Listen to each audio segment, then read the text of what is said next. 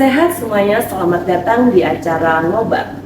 Ngobrol sehat seputar obat bersama instalasi farmasi Rumah Sakit Biyung Sejahtera. Topik kita kali ini adalah membahas apa sih masalah yang sering ditemui saat pelayanan obat di farmasi Rumah Sakit Biyung Sejahtera. Bersama saya, Nita, dan bintang tamu kita adalah seorang kepala instalasi farmasi Rumah Sakit Biyung Sejahtera, Bapak Apoteker Hermanto Putra. Assalamualaikum Pak Her. Waalaikumsalam, Nita. Ya, Pak Hermanto nih ngomong-ngomong sudah berapa lama bergabung dengan Rumah Sakit Biyung Sejahtera? Saya bergabung itu mulai Juni 2009, berarti 14 tahun. 14 tahun ya, merupakan waktu yang sangat lama ya Pak Her sudah bergabung dengan Rumah Sakit Biyung Sejahtera. Selama 14 tahun ini, kira-kira apa sih masalah yang masih menjadi komplain pasien sampai sekarang ini? Ya. Masalah yang dari dulu ya, sampai sekarang, dan ini sudah juga menjadi masalah di rumah sakit juga, itu adalah terkait dengan waktu tunggu, terkait dengan response time. Yang masih banyak pasien yang masih komplain lama. Waktu tunggu ya, berarti waktu tunggu pelayanan obat. Kira-kira selama 14 tahun ini ya, inovasi-inovasi apa saja yang sudah Pak Her lakukan untuk meningkatkan layanan farmasi, untuk menghandle komplain dari pasien-pasien tersebut? Ya. Masalah spontan ini memang sebenarnya masalah klasik ya, dan masalah nggak hanya di kami tapi juga di hampir semua rumah sakit. Tapi kita tidak menyerah sampai di situ. Kita berusaha melakukan inovasi. Yang pertama, kita mengusulkan pada waktu itu untuk dilakukan pemisahan. Dan ini menjadi salah satu akar masalah itu. Jadi karena waktu itu rawat jalan, rawat inap, IGD itu semua layanan ngumpul jadi satu, sehingga itu akhirnya semua pasien komplain. Akhirnya kita usulkan untuk dipisah, dan sekarang sudah terpisah, jadi rawat jalan sendiri, rawat inap sendiri. Terutama yang paling terasa itu untuk pasien rawat inap. Sekarang itu sudah tidak ada antrian dan hampir tidak ada komplain masalah respon time di rawat inap. Memang menjadi PR-nya adalah di rawat jalan. Terkait dengan rawat jalan, mungkin ada inovasi lain Pak, selain pemisahan itu. Kalau pemisahan rawat jalan, rawat inap kan berarti untuk pasien rawat inapnya sudah aman ya. Sekarang terkait dengan rawat jalan, apa inovasi yang sudah dilakukan Pak Her? Ya, rawat jalan itu juga kita ada pemisahan kembali ya. Kalau dulu masih jadi satu, terus kita pisah berdasarkan penjamin.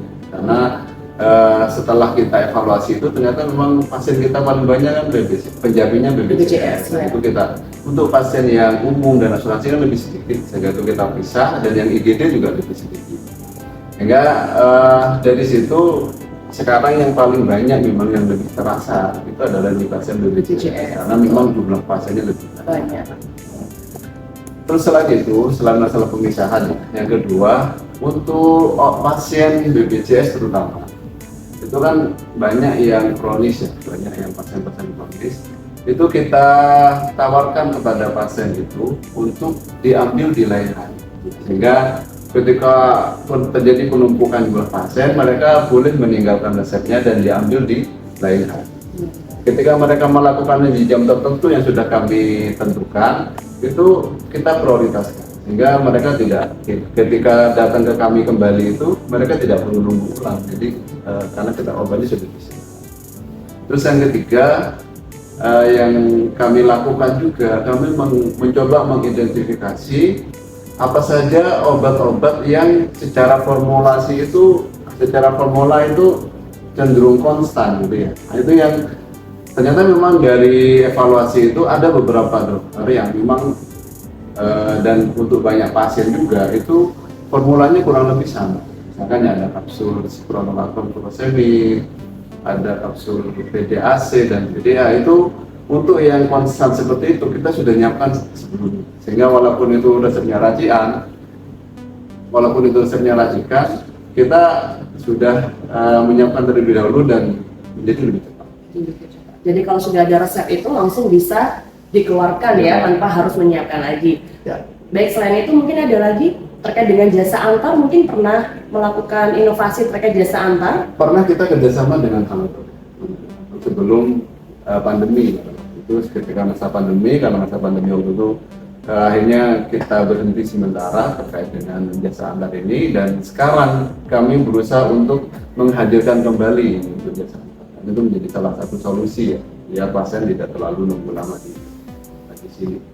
Berarti untuk jasa antar ini masih dalam program kerja ya Pak? Masih dalam program kerja kami. Ya, selain jasa antar sebagai program kerja, mungkin ada beberapa program atau mungkin harapan langkah selanjutnya untuk mengatasi komplain pasien. Ya, kami sudah berusaha untuk mengajukan ya kepada. Jadi rencana kami itu ada program digitalisasi layanan farmasi sehingga menjadi prosesnya menjadi lebih singkat, dan harapan kami itu pasien menjadi jadi tidak harus nunggu di sini. Lebih nyaman ya? Lebih nyaman, dan pasien tidak harus nunggu di sini sehingga ketika udah selesai ada menu yang tinggal kita ngeklik itu langsung informasi ke pasien kalau obatnya selesai, sehingga pasiennya tinggal datang ke kita. Jadi nggak harus nunggu di depan kami, di depan instalasi farmasi, jadi bisa ditunggu dimanapun. Dan itu lebih nyaman. Jadi mungkin yang terpenting adalah pasien itu bisa mendapatkan informasi kapan obat itu selesai. Ya, itu juga yang salah satu solusi yang kami berikan ke pasien. Jadi kalau dulu itu nggak ada nomor antrian, terus kami kasih nomor antrian, dan setelah itu nomor antriannya kita tampilkan di layar, sehingga pasien tuh tahu sekarang itu posisinya di mana, dan mereka merasa jadi lebih pasti, nggak ngambang posisinya. Iya, karena yang mengantri obat juga banyak ya. Mereka harus tahu posisi saat itu di nomor berapa. Sebelum ada nomor antrian, pasien tuh banyak yang tanya bolak-balik itu resep saya di mana, resep saya di mana. Setelah kita kasih itu sudah tidak. Karena dengan bertanya terus juga itu sebenarnya juga menghambat pelayanan ya Pak ya. Baik, Sobat Sehat sekalian, kita dari instalasi farmasi Rumah Sakit Biyung Sejahtera juga telah melakukan wawancara terhadap salah satu pasien yang sudah mengutarakan keluh kesahnya kepada instalasi farmasi Rumah Sakit Biyung Sejahtera. Berikut tayangannya. Dulu tuh nggak enak nanti, sekarang kan enak. Nggak enaknya di mana Bu? Dari sisi apa yang Ibu merasa tidak enak?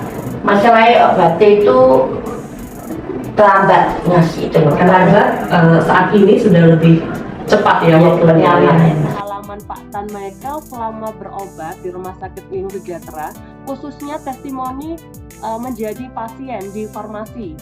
Saya sebagai pasien itu sangat bangga juga ya. Makanya sampai sekarang pun walaupun saya sudah pindah ke Pacet, saya jauh 60 kilo ya. Dari Biyung Sejahtera ke Pacet Sampah saya 60 kilo, PP 120 kilo. Itu saya tetap cinta gitu. Rumah Sakit Biyung. Iya, sama Rumah Sakit Biyung cinta. Selain itu udah kenal, ya sudah lama. Ya, kalau saya ditanya pelayanan bidang farmasi, saya sih pikir ya wajar-wajar. Mereka profesional ya. Jadi kalau orang profesional itu seperti Pak Hermanto gitu kan profesional ya. Jadi kalau saya komplain, saya juga nggak mau ketemu siapa-siapa. Saya bilang ketuanya mana? Panggil. Saya diterima Pak Hermanto dengan baik.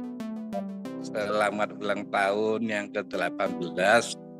18 tahun berarti sudah semakin dewasa, semakin profesional, integritas untuk rumah sakit. Saya angkat jempol. Terima kasih. Ya. Bertumbuh semakin besar, tapi tetap pelayanan semakin bagus. Itu tadi merupakan dua ulasan pasien yang pernah melakukan komplain terkait dengan pelayanan obat di instalasi farmasi Rumah Sakit Biyung Sejahtera. Dan saat ini pasien tersebut masih setia berobat di Rumah Sakit Biyung Sejahtera. Hal yang dapat kami petik dari obrolan sehat kami hari ini adalah bahwa instalasi farmasi Rumah Sakit Biyung Sejahtera telah melakukan inovasi untuk meningkatkan respon time, sehingga waktu tunggu pelayanan obat dapat lebih singkat. Untuk harapan kedepannya dari instalasi farmasi adalah pelaksanaan digitalisasi untuk pelayanan farmasi. Sekian episode ngobat kali ini. Sampai jumpa. Assalamualaikum warahmatullahi wabarakatuh.